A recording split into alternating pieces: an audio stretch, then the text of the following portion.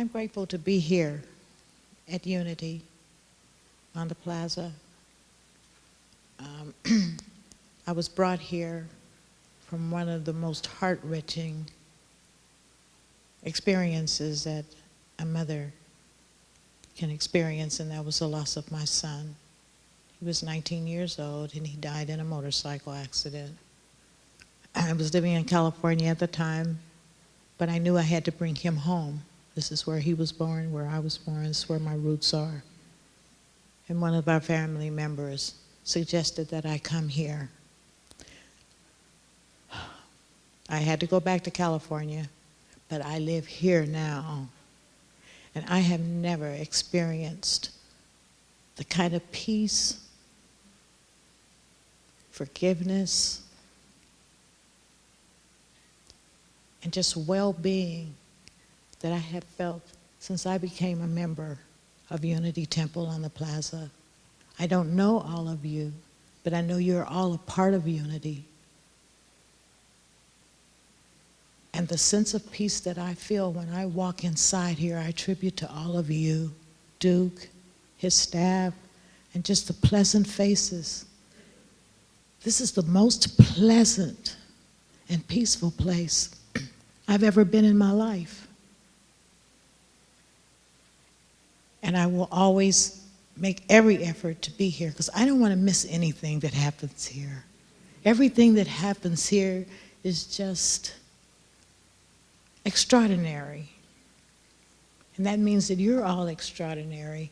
And I thank you all for the peace of mind that I can feel at this time in my life. And I plan to be here till I can't be here anymore. I thank Duke, staff, and all of you. Thank you. Thank you for just contributing the feeling that I have when I walk inside these doors.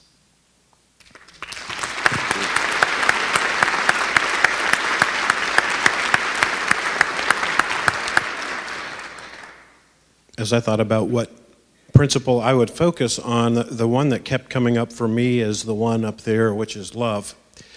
And I also thought a lot about talking about hope, because 9 years ago in my life, I was at a very hopeless point.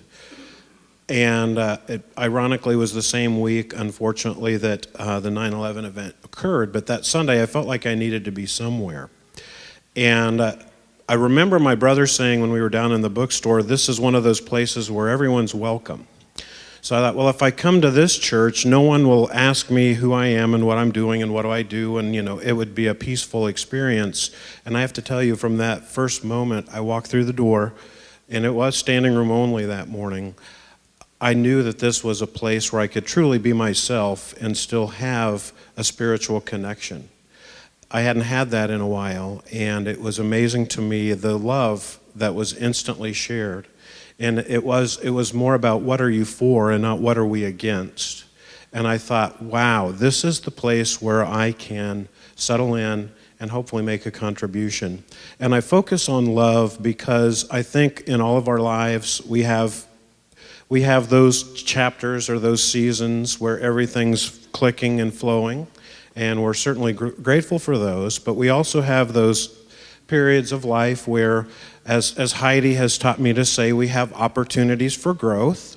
And when we look back, we'll remember those the most fondly. And I've had my moments where I say, okay, Heidi, I'm going to trust you, because right now I'm not feeling that way. But I will tell you that in my life, at this moment, the love that radiates from this building is amazing to me. And we were talking earlier this morning, when you can have a place where Condoleezza Rice and W can come in and talk, and we can bless them being here, that's a place that I admire. And no, I don't mean to get into politics, but what I'm saying is it's amazing that no matter what's going on in my life, when I walk through that door, I have an immediate sense of love and support and that everything's going to be okay. And that sense of hope, this community, all of you that I've met and all of you that come here are a part of that. It's wonderful to know that God is within and we can celebrate Him here together and hope for a better moment now and have a sense of hope as we move forward. Thanks.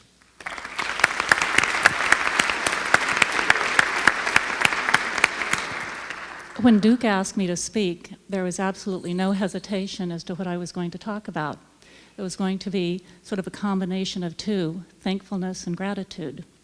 And I thought the best way to explain to you how that affects me as a spiritual attribute on a daily basis was to take you through one quick day. In the morning when I wake up, and my husband, Sweet Brent, up in the choir, can attest to the fact I just lay there. I don't move. I put one hand on my heart, one hand on my belly, and I lay there and I say, peaceful mind, peaceful heart, peaceful spirit. And I just breathe.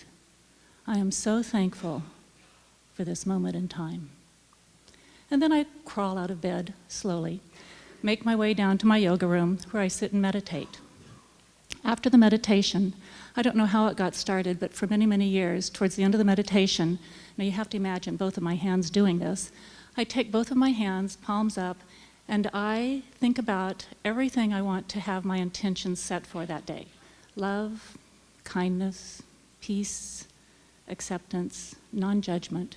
I bring my hands to the top of my head, and then I say out loud, may these all be part of my conscious thought, my conscious spirit, my words, and may my heart be filled with overflowing that I may share with others.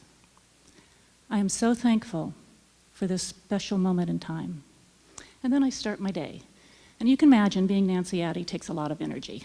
I am either at the office, taking care of patients, being a boss, taking care of staff, I'm at home, being a wife, being a mom, whatever I need to be. But come lunchtime, Nancy Addy takes a crash.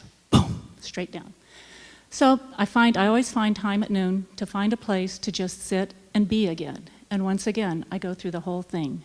Peaceful mind, peaceful heart, peaceful spirit. I am profoundly thankful for this moment in time. I don't know what that does to me, but it so totally recharges me and invigorates me for the rest of the day. And I'm up and going again. And I get to nighttime in bed. And same thing, when I lay in bed at night, I'm exhausted. But again, the hand goes to the heart, the other hand to the belly. Peaceful mind, peaceful heart, peaceful spirit. I am profoundly grateful for this moment in time. And I fall off to sleep, waiting for the next cycle. Namaste.